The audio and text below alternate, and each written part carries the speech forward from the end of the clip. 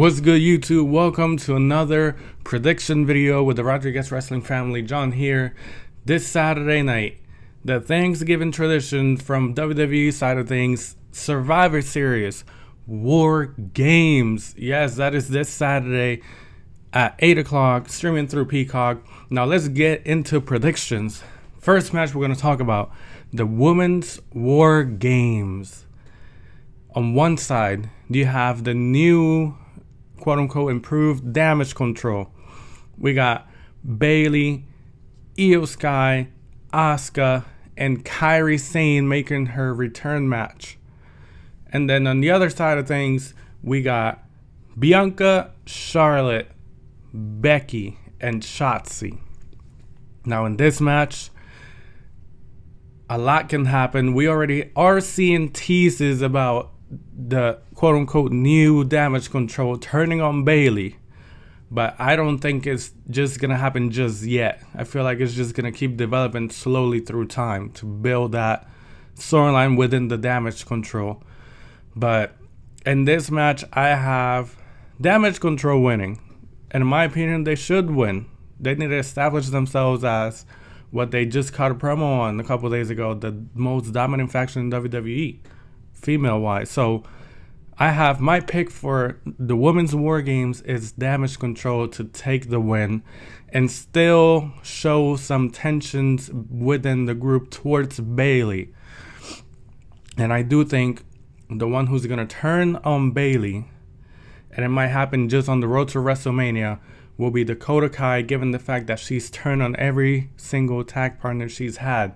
Started with Tegan Nox, and then she turned on Raquel. So, I mean, she's the one, in my opinion, that makes the most sense to pull the trigger and kick Bayley out of the damage control. But again, I don't think that's going to happen. It might happen just like closer to WrestleMania or on the way to WrestleMania. But I think damage control is winning this match with, again, showing some tensions yet between damage control towards Bayley. The next match, Carito representing versus Santos Escobar. Let me tell ya, as a babyface, Santos wasn't doing it for me much. Like, I feel like he was just a little lost. He had been a heel all that time in NXT, and then came up to the main roster, and then, turned babyface shortly after his main roster debut. And obviously joined forces with Rey Mysterio. They brought back the LWO, and, you guys know the rest. Just recently, he finally turned on Rey. And I'm going to go ahead and say, last Friday on SmackDown, Santos Escobar found himself again as the heel, the cool heel, Tony Montana swag walking heel that Santos was in NXT with Legado del Fantasma. So, with that being said, I think Santos is going to win this match, possibly with an interference. Maybe the other two will rejoin him and reform Legado del Fantasma. Or we could potentially see two newcomers more from come back to the main roster. Maybe we can see the Lotharios joining Santos Escobar. So I don't know, there's a lot to play with there. They can either reunite the OG Legado de Fantasma, or maybe bring up Angel Garza and Humberto Carrillo and join Santos Escobar. But I love Carlito. He's from my island, Puerto Rico. But I do have Santos Escobar winning, again, with someone helping him or just a dirty win overall. But I am so glad that they decided to go that direction and turn Santos Escobar heel again. He is so much more comfortable. You saw it as soon as, probably a couple minutes into the promo that he cut on Friday night. Like, he's just a natural heel. Like, that promo was great.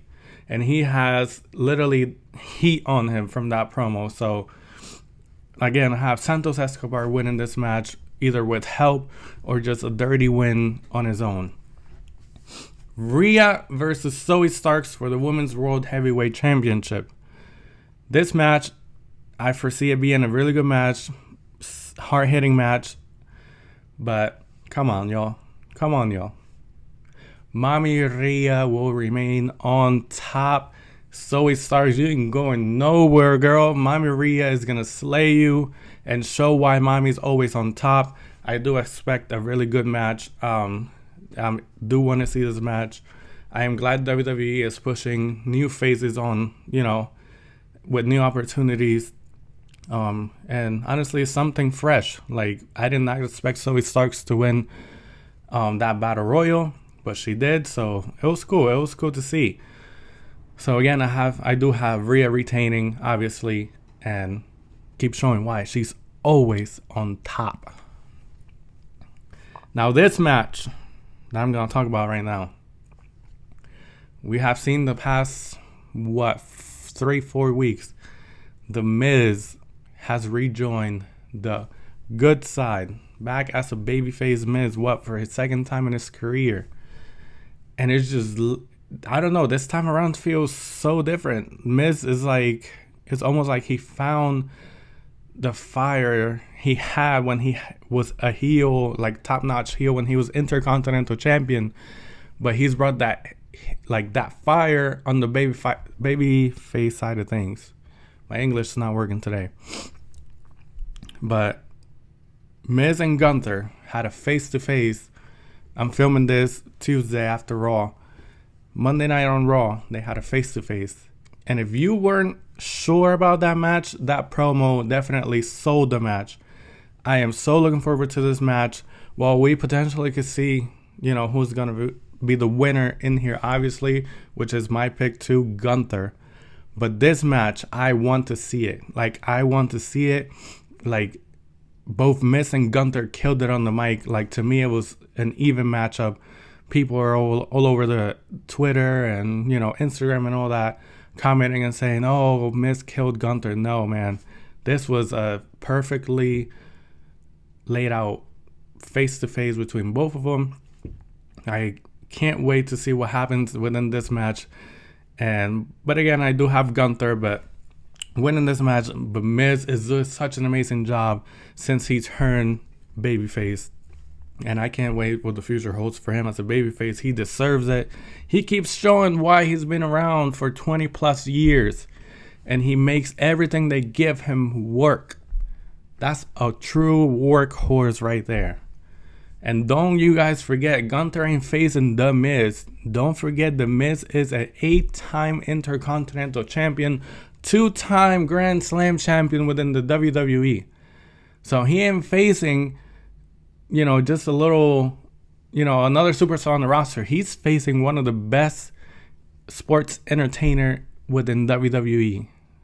Or possibly, within the past 20 years. So again, I have Gunther winning, but this is an exciting match. I can't wait to see it. And Miz on chasing to try and get his 9th Intercontinental Championship reign. Now the main event. Obviously, WWE dropped a bombshell. Cody Rhodes dropped a nuclear bomb last night. While there's so many speculations whether or not CM Punk is returning tomorrow or not, WWE just took that whole, question side of things about CM Punk and just slapped it out of everyone's sight by dropping the nuclear bomb that Randy Orton is the 5th member for the War Games match, joining Cody, Seth, Jay, and Sami Zayn. I cannot wait to see Randy back in the ring. So, obviously, kicking off Raw, Drew McIntyre announced he is not a part of the Judgment Day, but he will be part of their War Games team. And then, obviously, Adam Pearce said, you guys have, to Cody, Seth, Sami, and Jay, you guys have to the end of the night to find a partner. At the ending of Raw, the last 2 minutes, literally, they almost ran out of time, almost. Cody announced that he called an old friend he has a legacy with, someone that thinks they're prey, and he kept giving clues, and we're all hearing voices in our head, and the people went nuts chanting Randy, Randy, Randy. So yes, Randy Orton's finally back after a long time out on the injured list. I do have the Judgment Day winning this match as well. Well, I am excited to see, from one side, Randy Orton, Cody Rhodes, Jey Uso, Sami Zayn, Seth Rollins. And then the Judgment Day, Damian Priest, Dominic Mysterio, Finn Balor, JD McDonough, and their wild card member, Drew McIntyre, face off. This is going to be, in my opinion, a crazy match. A lot of crazy shit is going to go down in this match. That's my opinion, my thought. However, I do have Judgment Day winning. Or if the Judgment Day ends up losing, would there be more tensions rising? Because we saw Damian Priest proclaiming himself as the leader. Then later on that night, a couple weeks ago, Rhea said, yeah, you're the leader for the War Games match. And there is a little bit of tension between Drew and Damian Priest, because obviously Drew wants the World Heavyweight Championship and Damian Priest has that briefcase. I don't know. Could we see a possible cash in? I don't know either. Like it's so, the finish of this match, in my opinion, is so unpredictable. Like, it's not predictable at all. Yes, I do have the Judgment Day winning for my prediction, my pick. But, man, there's so many things that could happen within this match. We saw, I don't know if you guys noticed, we saw when Cody said, pretty much Randy Orton's going to be on our side, Jay just kind of like, oh, shit. Because Jay was part of the people who put Randy Orton out for this period of time, injured on the storyline wise. So there's so much that can happen within this match. Like, I don't know what's gonna happen, man. But I do have the Judgment Day winning this match. But again, the end, like the final of this match, the end of this match, the final call is so unpredictable, and I love it. I'm gonna sit back and enjoy every single minute of it and see what unfolds. If there's gonna be more tensions between the Judgment Day, if there's gonna be a face-off between Jey Uso and Randy Orton, could Randy Orton turn on Jay and maybe just be a babyface Randy Orton for a little bit, and then halfway through the match, Randy Orton turns on Jay like, yo, I ain't gonna side with him. He was part of the people that put me out for injury. So I don't know. There's a lot of things, that can go down in this match. I can't wait to sit back and watch it. I will be filming reactions to the match, so make sure you guys stay tuned. Don't forget to go follow me on TikTok, RDZ Wrestling Fam, just like here on YouTube. Don't forget to click like, share, subscribe, and the notification bell so you can get notified when I upload my videos. I hope you guys enjoy my predictions video. Happy holidays, happy Thanksgiving, and don't forget, keep loving professional wrestling. Peace.